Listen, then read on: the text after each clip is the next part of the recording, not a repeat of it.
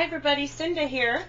Today I'm going to a get-together and I've been requested to make my world famous Mexican rice or Spanish rice, whatever you want to call it.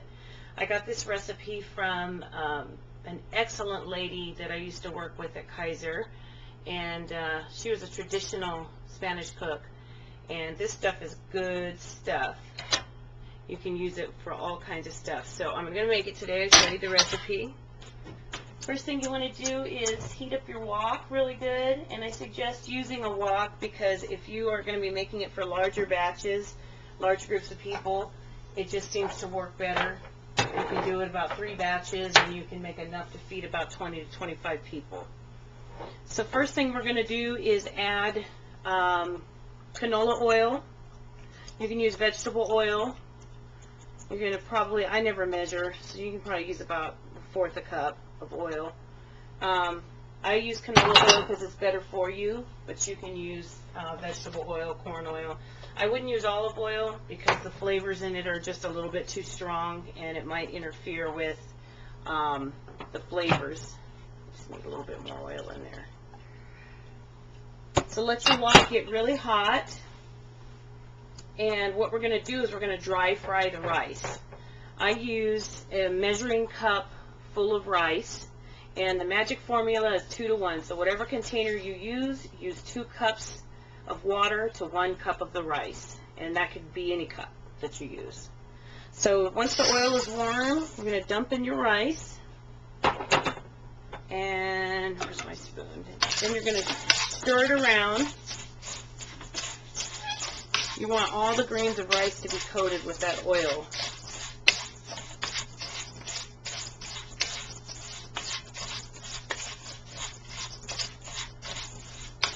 Once the grains are coated, you want to watch for them.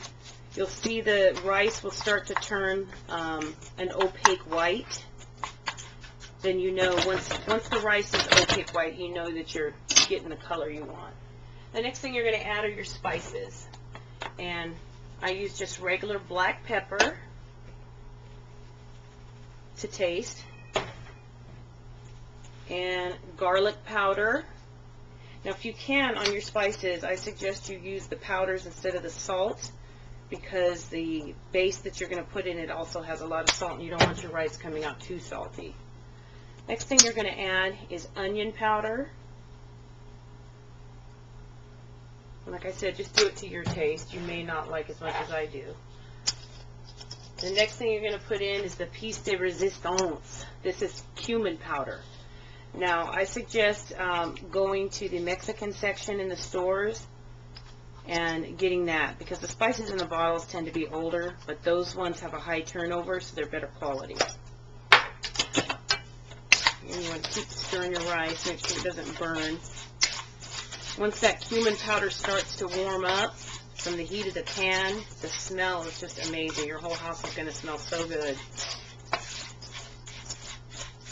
I don't care what culture you go to, everybody uses cumin powder because it's one of the strongest tasting spices, and you only need a little bit. I didn't even measure that, sorry. I use just a little baby spoon, and I probably use about 4 spoons of that. You can use less if you want a milder flavor. So now you see the rice has started to turn kind of white. I make a well in the center, and then I'm going to add in my onions. And for this size batch, you can probably use about half a Spanish onion. Those are the white ones.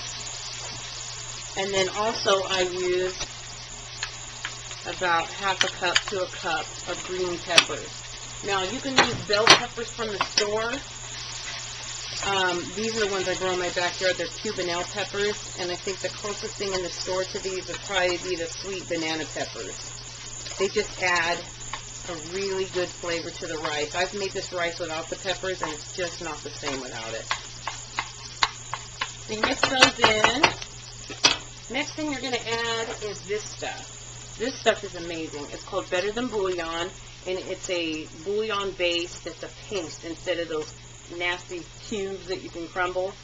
It comes in chicken, beef, vegetable, and it just adds a really good meaty flavor to it. So I take a pretty good sized spoonful and put that right in the middle.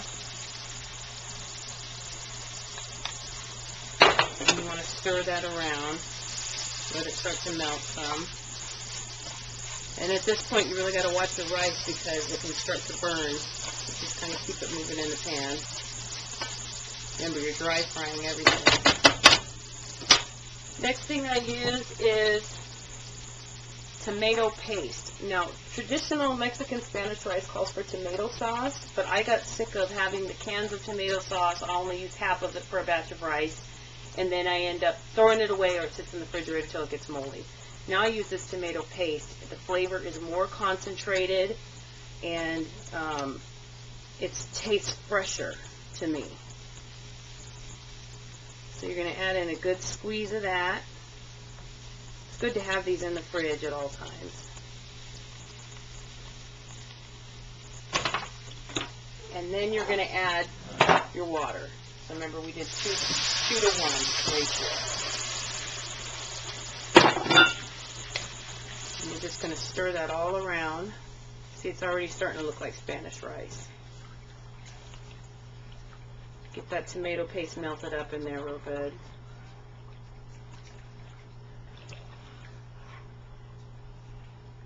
And as a side note, while I'm talking about those paste thingies, I want to show you something else I always keep in my pantry because it makes a big difference in your food and things. These are also different ones. Italian herb, cilantro, basil, and even a Thai base for your Asian food. So if you like to cook international food, it's good to have those because you don't have to be running out to the store every time to get these ingredients, especially for one dish, and it goes bad after that. So, okay, then you're just going to stir your rice. I'm going to add a little bit more pepper to that, give it some more color. And then another thing I like to add, some dry parsley flakes, just to give it a little bit of green color.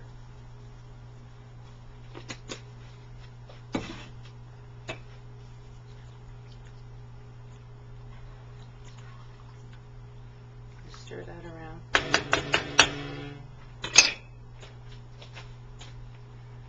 You're going to cover it.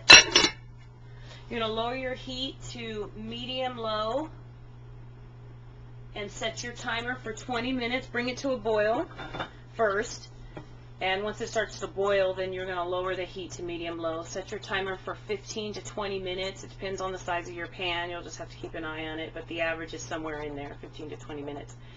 And once it's all, the water is all absorbed and it's cooked, you're going to just fluff it with a fork and it's ready to eat. Good stuff. I promise you, if you give it a try, it'll be the best Spanish rice you ever had.